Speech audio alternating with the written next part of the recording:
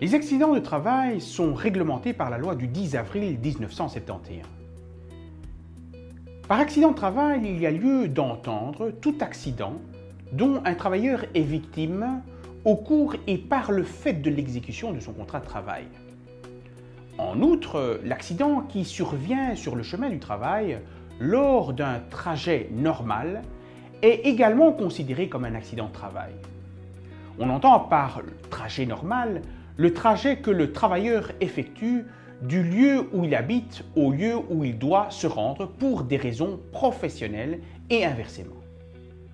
Les éléments constitutifs d'un accident de travail sont les suivants: un événement soudain, une lésion et un accident survenu pendant et à cause de l'exécution du contrat de travail. L'événement soudain est important car il permet de distinguer la maladie de l'accident en tant que tel, étant donné que cet événement est la cause de l'accident. En ce qui concerne la lésion, il faut savoir que celle-ci peut être de nature corporelle ou mentale. Cette lésion ne doit pas être confondue avec l'événement soudain, étant donné que la lésion n'est que la conséquence de l'événement soudain. La loi sur les accidents de travail impose à l'employeur deux obligations. D'une part, il doit contracter une assurance contre les accidents de travail pour ses travailleurs, mais également il doit déclarer les accidents de travail dont est victime un membre de son personnel. Il faut préciser que lorsqu'un accident de travail survient, celui-ci doit être déclaré par l'employeur dans les 8 jours calendriers à partir du lendemain de l'accident. À défaut, le travailleur ou un des membres de sa famille peut également faire cette déclaration. Celle-ci doit être effectuée via un formulaire spécifiquement prévu à cet effet et être accompagnée d'une attestation médicale.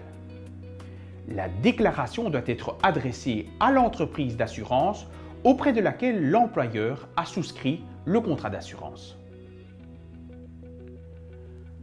L'entreprise d'assurance qui reçoit la déclaration a 3 possibilités.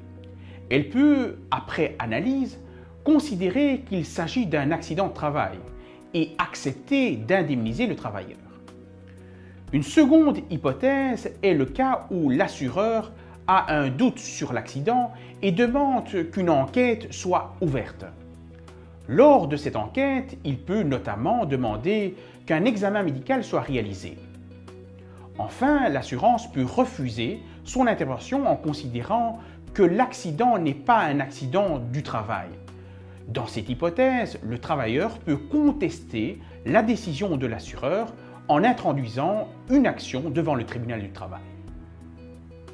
Lorsque l'assureur accepte d'indemniser le travailleur, la réparation de cet accident de travail dépendra des conséquences de celui-ci.